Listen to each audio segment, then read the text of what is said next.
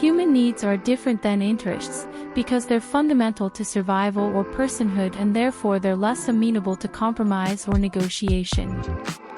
Interests are often of an economic nature. Human needs are far more visceral. Reflect universal motivations. Intrinsic to biological and physical survival, self-esteem and autonomy.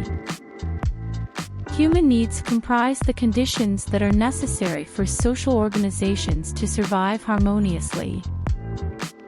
Fully satisfied needs enable individuals to fully develop their potential, attain psychological health, become a whole developed person.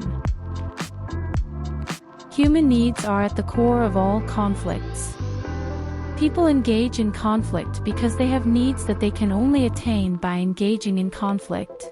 When deprived of basic human needs, people engage in behaviors aimed at satisfying their needs. When human needs are affected, deterrence does not deter.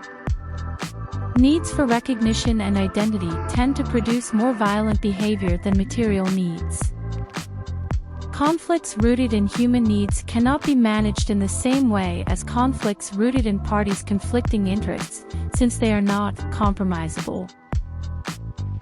When we sense that our human needs are being threatened, this sense can be conscious or subconscious.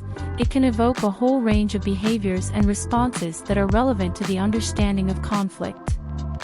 When we talk about basic human needs, we are not just talking about threats to our survival or existence.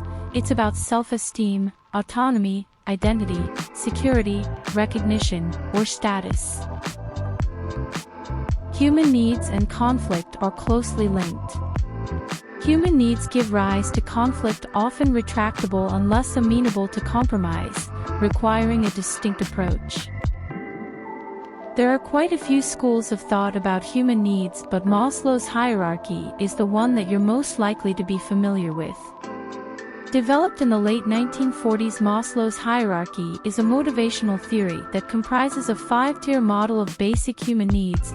Lower down in the hierarchy, the needs must be satisfied before individuals can attend to those needs higher up.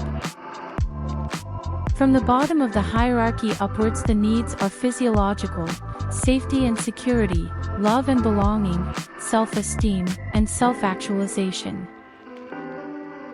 Of course, there's plenty of criticism of Maslow's hierarchy, much of which presents the argument that needs are not hierarchical. Especially that this model de-emphasizes the need of social connection and social networks by placing them too high up the hierarchy. Looking beyond Maslow's constructs, there are some other basic human needs that seem to cut across all the schools of thought. Distributive justice, fair allocation of resources among all members of a community. Belongingness/love. Identity, sense of self in relation to the outside world. Security/safety, freedom from fear and anxiety. Personal fulfillment. Cultural security related to identity, the need for recognition of one's language, traditions, religions, cultural values, ideas and concepts. Participation, to be able to actively partake in and influence civil society. Freedom, no physical, political or civil restraints. Self-esteem.